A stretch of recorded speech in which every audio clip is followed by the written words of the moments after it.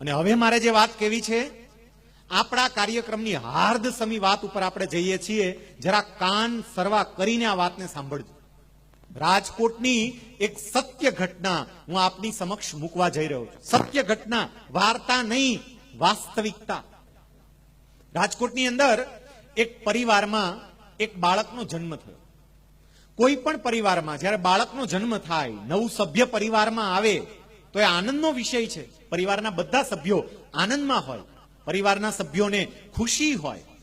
પણ આ પરિવારમાં નવા બાળકનું આગમન એ આનંદ કરતા પણ દુઃખનો વિષય વધારે હતો.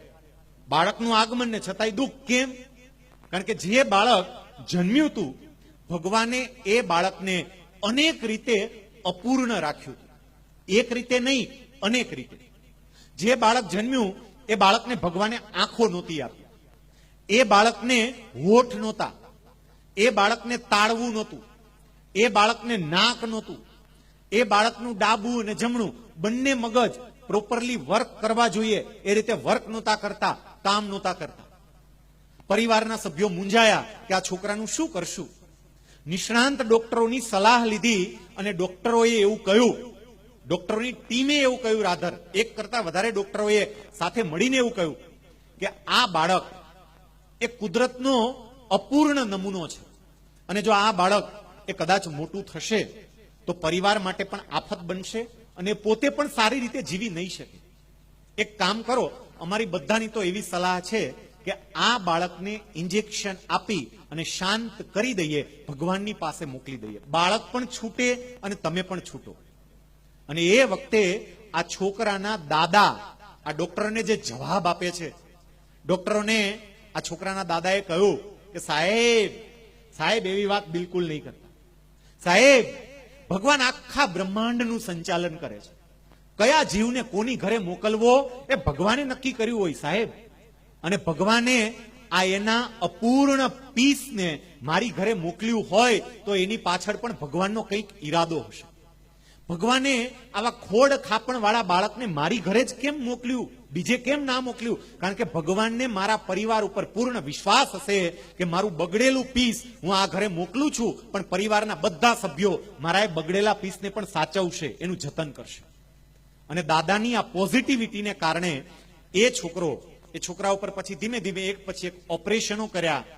એ છોકરાને ઓપરેશન કરીને નાક બેસાડ્યું, તાળવાની સર્જરી કરી, હોઠની સર્જરી કરી. છોકરો આંખેથી જોઈ તો ના જ શકે. એને સ્કૂલે બેસાડ્યો. ડિસેબલ વિદ્યાર્થીઓની સ્કૂલ હોય, અંધ વિદ્યાર્થીની સ્કૂલ હોય એમાં નહીં, નોર્મલ વિદ્યાર્થીઓ જ્યાં ભણતા હોય એ જ સ્કૂલમાં બેસાડ્યો.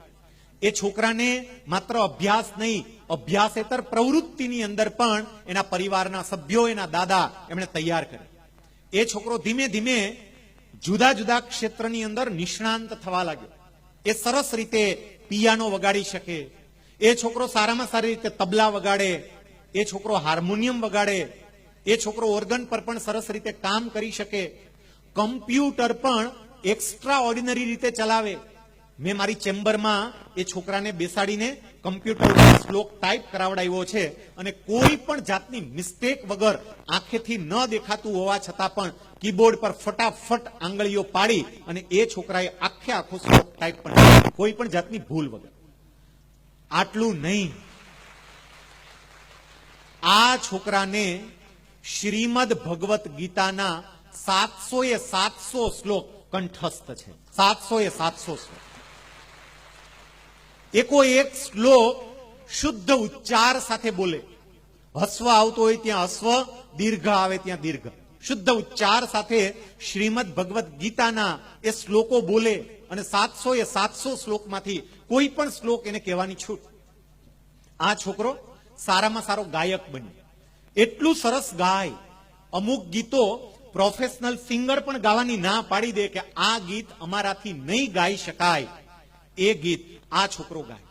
એને કોઈ પણ પ્રકારના તમે ગીત આપો, સામે તમને નોટેશન તરત જ કહી દે, ઇન્સ્ટન્ટ. જેવું તમે ગીત બોલો સામે નોટેશન. તમે કોઈ પણ રાગ બોલો સામે તરત જ એ રાગ કે એ રાગના જે કંઈ પણ સુર હોય એ તમારી સામે વહેતા મૂકે. આ છોકરો એના એક નહીં, જુદા જુદા 13 થી 14 જેટલા વન મેન શો આના કરતા પણ મોટા મોટા હોલમાં થયા કે જ્યાં 3 કલાક સુધી કોન્સ્ટન્ટ આ છોકરો ગાયા કરે અને પબ્લિક બેસવાની જગ્યા ના હોય તો ઉભા ઉભા 3 કલાક સુધી આ છોકરાને સાંભળ્યા કરે. અને હવે સૌથી અગત્યની વાત, જે છોકરાને ડોક્ટરોએ એવી સલાહ આપી હતી, એટલે કે છોકરાના પરિવારજનોને એવી સલાહ આપી હતી કે આ છોકરાને આપણે શાંત કરી દઈએ, એ છોકરાને ગયા વર્ષે ભારત સરકાર તરફથી રાષ્ટ્રપતિ દ્વારા આપવામાં આવતો સર્વોચ્ચ એવોર્ડ, બાળકોને જે સર્વોચ્ચ એવોર્ડ આપવામાં આવે છે બાલશ્રી એવોર્ડ, એ બાલશ્રી એવોર્ડથી આ છોકરાને સન્માનિત કર્યો. છોકરો બાલશ્રી એવોર્ડ લાવ્યો અને તમારા સૌ માટે આનંદની વાત એ છે કે આ શાળાના સંચાલકો લાલજીભાઈ નકુમ, શિક્ષક મિત્રો, એ બધા સાથે મળીને તમે તમામે તમામ આ વાસ્તવિક ઘટનાને તમારી નજર સામે જોઈ શકો એટલે એ છોકરાને અહીંયા તમારી સાથે તમારી સામે લાવ્યા. હું જે છોકરાની વાત કરું છું એ છોકરો અહીંયા અત્યારે આપણી સાથે જ છે. હું વિનંતી કરીશ ઉત્તમ મારું અને એના દાદા કુંવરજીભાઈ મારુને કે અહીંયા મંચ ઉપર આવે અને આપણે જોરદાર તાળીઓ દ્વારા આ રાષ્ટ્રપતિ ચંદ્રક વિજેતા વિદ્યાર્થીને સન્માનિત કરીએ. ઉત્તમને આપણે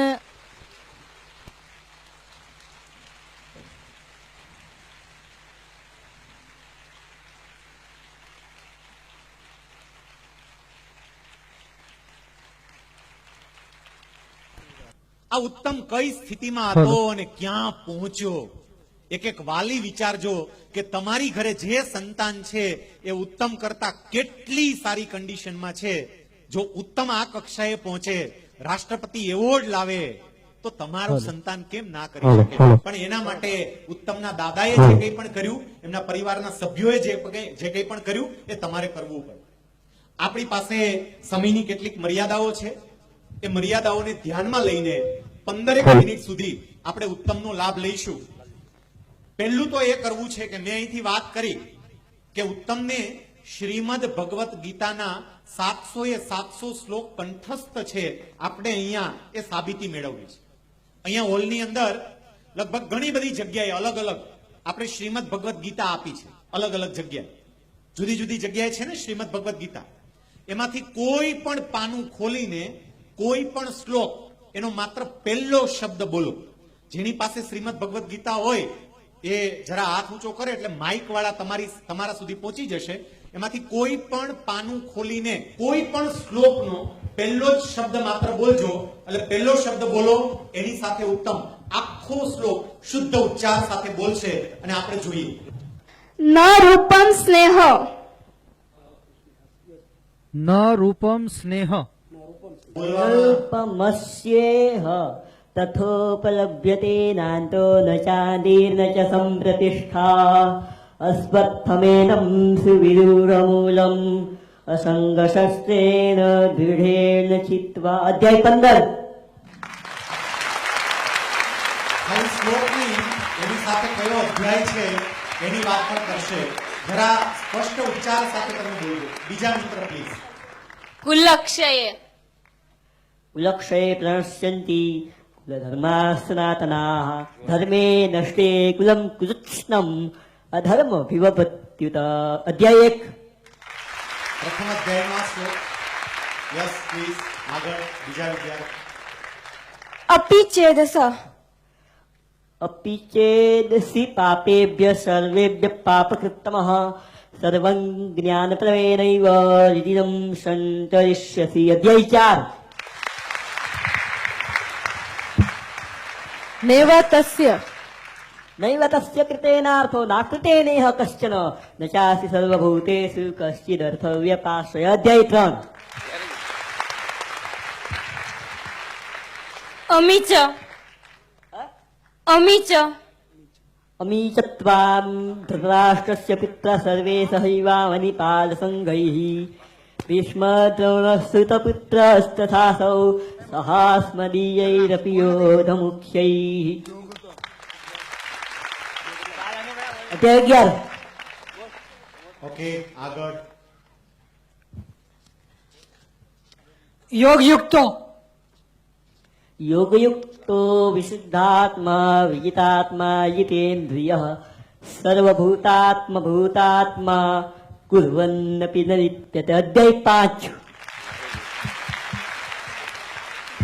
રાજવિદ્યા राजविद्या राजगृह्यं पवित्रमिदमुत्तमं प्रत्यक्षावगमं धर्म्यं सुसुखं कर्तव्यम्। अध्याय 9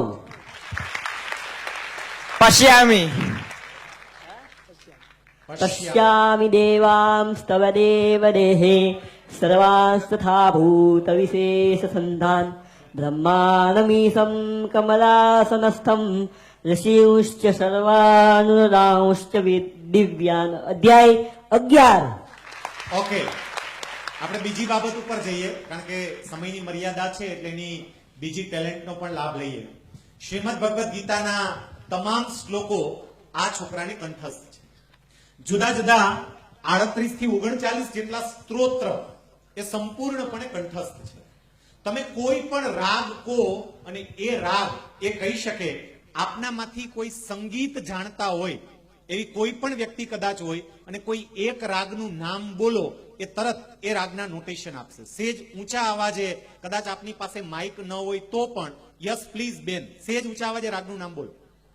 મલ્હાર.